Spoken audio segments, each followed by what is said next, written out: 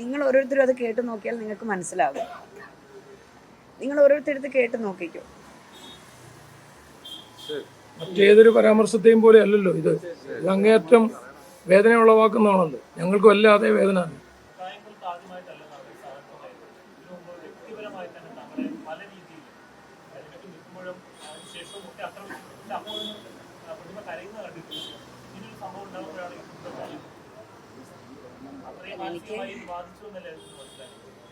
നിങ്ങൾ ഓരോരുത്തരും അത് കേട്ട് നോക്കിയാൽ നിങ്ങൾക്ക് മനസ്സിലാകും.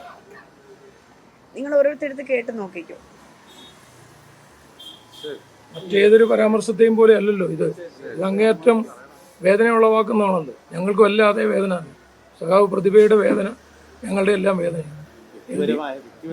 LDF കക്ഷികളെല്ലാം ഇവിടെ ഉണ്ട്, എല്ലാവരും ഉണ്ട്.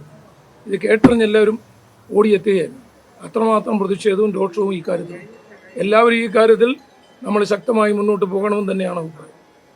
ഞങ്ങൾ ഫോണിലൂടെ മറ്റു രൂപത്തിലെല്ലാം ബന്ധപ്പെട്ട് LDF ഘടകകക്ഷികളായിട്ടുള്ള മുഴുവൻ ഘടകകക്ഷി നേതാക്കന്മാരും കായംകുളം മണ്ഡലത്തിലെ മുഴുവൻ നേതാക്കന്മാരും ഇവിടെ എത്തി.